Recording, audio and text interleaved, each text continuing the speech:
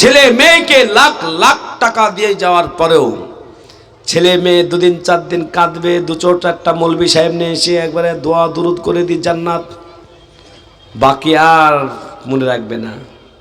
কিন্তু এই এলাকায় যে মাদ্রাসা আপনারা বানিয়েছেন, এলাকার সমস্ত বাচ্চা যখন ঘুমিয়ে থাকে, ফজরের নামাজে কখনো কখনো আসবেন, যে ছেলেগুলো হাফিজে কোরআন হয়েছে মোটামুটি আর আধ ঘন্টা পরে নিয়ে আসতে বলবো, সেই সময় একটা ছেলে আমার দরকার আছে।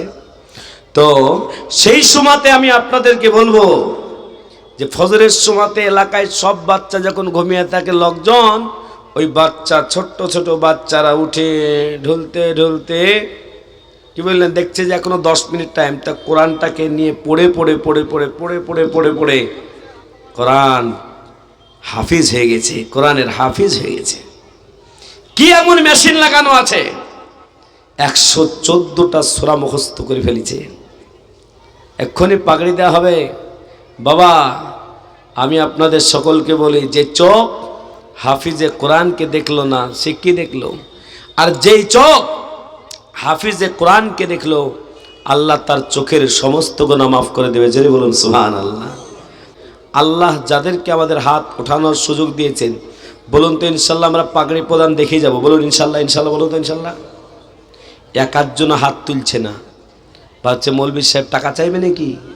এ বাবা, যারা হাত তুললেন তারাও লাভবান, যারা হাত তুললেন তারাই হলো লাভবান। বলে দুই রকম লাভ আছে। একরকম লাভ হলো দুনিয়াতে রাস্তাঘাটে চলাচল করতে করতে গ্রামগঞ্জে দেখা যায় ওই মানুষটা হাত তুলতে পারে না, পা তুলতে পারে না, মানুষটা ভালোভাবে খাবারও খেতে পারছে না, একদিক পুরোটাই পড়ে গেছে। বলুন এমন অসুস্থ রোগে আপনাদের এলাকায় আছে না নাই? যদি বলুন আছে না নাই? ওই রোগীটার নাম কি? প্যারালাইসিস।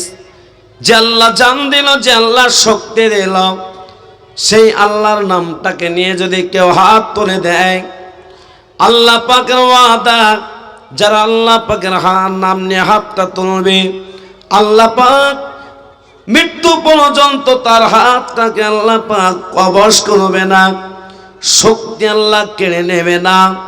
সেই জন্য 1 নম্বর ফায়দা দুনিয়ায়। আখিরাতে একটা ফায়দা, কিয়ামতের ময়দানে, হাসরের ময়দানে আল্লাহ পাক রব্বুল আলামিন কোরআন কারীম খুলুন, 22 নম্বর পারা, এটা কোরআন দেখেন, 22 নম্বর পারা, সূরাটার নাম সূরা ইয়াসিন।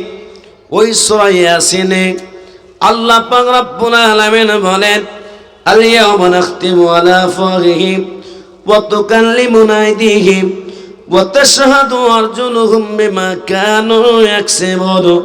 কিয়ামতের ময়দানে আল্লাহ পাক মানুষের যখন জবানটা বন্ধ করে দেবে, তালা লাগিয়ে দেবে, ওই মানুষের তখন অঙ্গ প্রত্যঙ্গ কথা বলবে। এ হাত কথা বলতে লাগবে, পা কথা বলতে লাগবে, পা আল্লাহর কাছে বলতে লাগবে আল্লাহ। ওই বালিগ্রাম মাদ্রাসায় 5 জন হাফিজে কোরআন হয়েছিল। হাফিজে কোরআন পাগড়ি দেখার জন্য তারা হেঁটে হেঁটে সেই জায়গায় পৌঁছেছিল। আর হাত তুলে বলেছিল, হাত যখন সাক্ষ্য দিয়ে দেবে, আল্লাহ পাক বলবে হাত পা অঙ্গ প্রত্যঙ্গ সত্য বলেছে। আল্লাহ পাক বলবে ফেরেশতা দেরি করো না, তাড়াতাড়ি তাকে নিয়ে জান্নাতে নিয়ে যাও। জোরে বলুন সুবহানাল্লাহ। আর একবার জোরে বলুন নারে তাকবীর। তাই প্রত্যেকে হাত তুলে বলুন ইনশাআল্লাহ পাগড়ি দেখে যাবো। বলুন ইনশাআল্লাহ। এক আধজনে এখনো বুঝেনি বাপ, ও বুঝবেও না।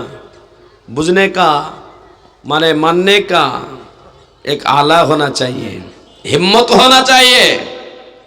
किंतु आज हिम्मत वाला हाथ तुलेছে। ও আল্লাহ ওয়ালা, আমি আপনাদের সকলকে বলি গো আল্লাহ ওয়ালা, যারা আমরা এখানে বসে গেছি, কারোর বয়স 20 বছর, কারোর বয়স 30 বছর, কারোর বয়স 40 বছর, কারো বা 50 বছর, কারো বা 70 বছর, কারো বা 75 বছর, 80 বছরের লোক এই জায়গায় মনে হয় না আছে গো। 80 বছর কত বছর বয়স? 85 বছর।